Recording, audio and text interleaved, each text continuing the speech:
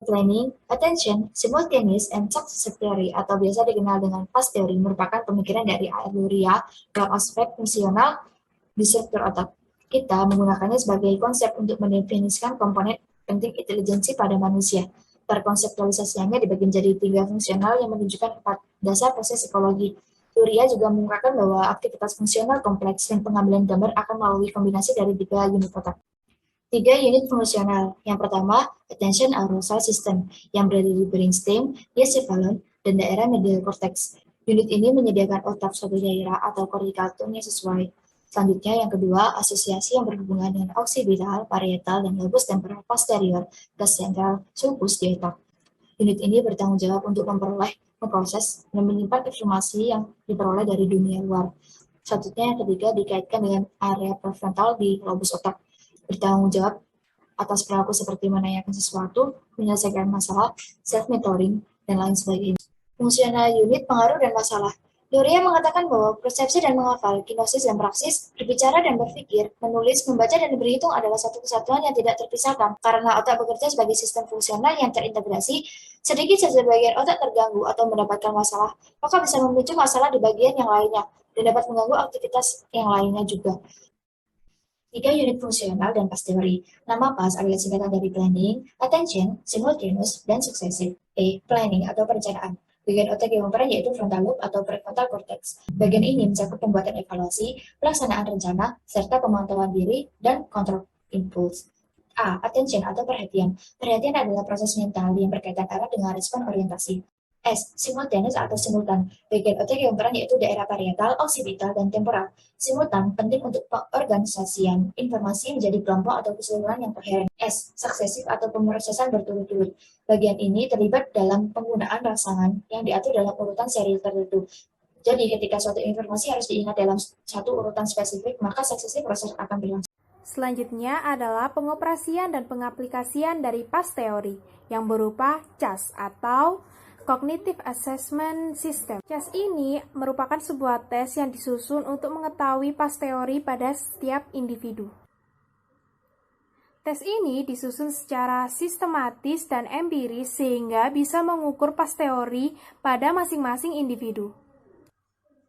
Past teori digunakan sebagai fondasi utama dalam penyusunan tes ini, sehingga tes ini tidak terkontaminasi dengan hal-hal lain selain dari past teori. Kemudian empirical support untuk past teori. Dillon pada 1986 membagi past teori menjadi 6, yaitu validity, diagnosis, prescription, comparability, replicability, and psychodiagnostic utility. Selanjutnya adalah validity. Pokok utama dari validity adalah neuropsychological yang berhubungan dengan otak. Sebuah studi mempelajari tentang kompetensi kognisi pada anak-anak berdasarkan past teori, baik secara basic maupun nilai-nilai penting yang terkandung dalam past teori. Peneliti menemukan bahwa terdapat perbedaan perkembangan kognisi pada anak usia sekolah dasar dengan anak usia sekolah menengah. Penelitian ini menunjukkan hasil bahwa past teori sangat berkaitan dengan prestasi yang dicapai oleh anak-anak. Diagnosis memiliki 2 tujuan utama, yaitu yang paling penting menentukan apakah variasi karakteristik tertentu membantu membedakan satu kelompok anak dari kelompok anak yang lain. Contohnya, karakteristik anak yang mengalami ADHD, dysleksia, ataupun gangguan kognitif lainnya dengan kelompok anak yang tidak mengalami gangguan kognitif. Yang kedua, membantu menentukan apakah data yang kita punya dapat membantu dalam pengambilan keputusan, contohnya preskripsi deskriptif. Anak-anak yang memperoleh nilai rata-rata pada skor CAS dan prestasi menunjukkan bahwa anak-anak yang dari pendidikan reguler dan khusus memiliki kurang lebih persentase yang sama memiliki relative bigness. Dari teori tersebut dapat disimpulkan bahwa relative bigness tidak mengidentifikasi anak-anak yang berprestasi berbeda dari anak-anak pada pendidikan biasa, sedangkan anak dengan cognitive bigness mendapatkan skor yang cenderung lebih rendah terhadap pencapaiannya. Selanjutnya yaitu prescription. Terdapat 4 sumber utama untuk menerapkan teori PAS. Yang pertama adalah program remedial PAS atau PRIP (PrEP) yang dikembangkan oleh DAS yang berisi instruksi terukur dan terarah berdasarkan teori fungsi kognitif PAS. Contohnya adalah keterampilan membaca kata dan mengeja. Yang kedua adalah metode fasilitasi perencanaan yang dijelaskan oleh Naglieri, yang berisi instruksi minimal dan esensi dari fasilitasi perencanaan. Efektivitas mengajar anak-anak yang lebih strategis saat menyelesaikan soal-soal perhitungan matematika di kelas diilustrasikan dengan baik oleh sebuah penelitian yang telah meneliti hubungan antara instruksi strategi dan skor perencanaan CAS atau CAS.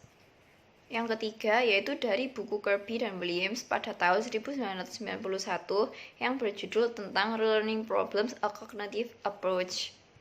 Yang keempat yaitu buku dari Naglieri dan Pickering pada tahun 2003 yang berjudul Helping Children Learn Intervention Handout for Use in School at Home yang berisikan pendekatan kognitif dan juga intervensi untuk anak yang mengalami gangguan atau disabilitas kognitif pada sekolah dan juga rumah, sehingga intervensi ini sangat bisa diterapkan dan membantu anak-anak berkebutuhan khusus. Selanjutnya adalah comparability. Pada comparability, salah satu contoh khusus yang bisa kita lihat yaitu perhatian di dalam kelas. Pada kelas, seorang anak harus selektif memperhatikan rangsangan dan mengabaikan rangsangan lain. Perhatian sendiri melibatkan setidaknya 3 dimensi esensial, yakni seleksi, pergeseran, dan resistensi terhadap gangguan. Das, Snyder, dan Mishra memeriksa hubungan antara tingkat perhatian guru terhadap sikap dan performa anak di kelas dengan subtes CAS atau Cognitive Assessment System mengenai atensi ekspresif dan atensi reseptif. Dan sebagai tambahannya, Selective Auditory Attention dimasukkan dalam penelitian ini. Hasilnya adalah ACL atau Das Attention Checklist yang fungsinya mengukur tingkat perhatian guru di kelas berkaitan dengan kinerja pada tugas objektif yang membutuhkan ketahanan terhadap gangguan.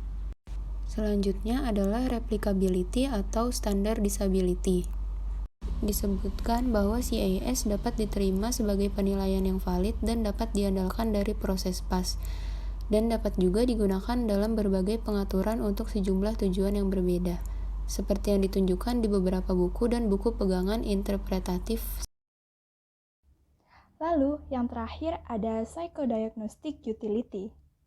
Nah, psychodiagnostic utility itu berkaitan banget dengan bagaimana dan sejauh mana sih sebuah teori dapat diaplikasikan pada suatu praktik secara efektif dan efisien.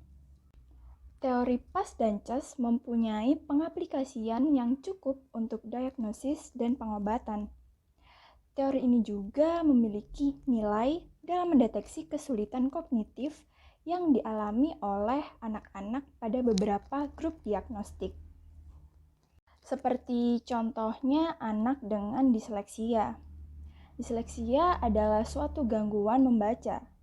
Contoh dari kondisi disleksia ini adalah penderita kesulitan dalam membedakan huruf yang mirip seperti B atau D, serta kesulitan mengingat huruf, angka, dan warna. When my teacher asked me to read out loud my writing, I can't because I can't read my writing.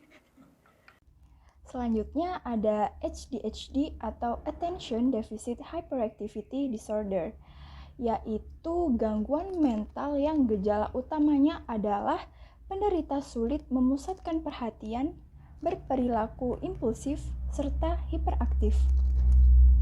I have a lot of trouble staying on track with homework, so I might get distracted. Like about one out of every 5 minutes, I'm probably distracted with homework, so it takes me a long time. Lalu yang terakhir adalah Down syndrome. Down syndrome adalah salah satu penyakit akibat kelainan kromosom yang membuat penderitanya memiliki tingkat kecerdasan yang rendah serta fisik yang khas. She always brings out the best smiles, and she always says, "I'll go shopping with you. I will go out lunch with you. I love being with you."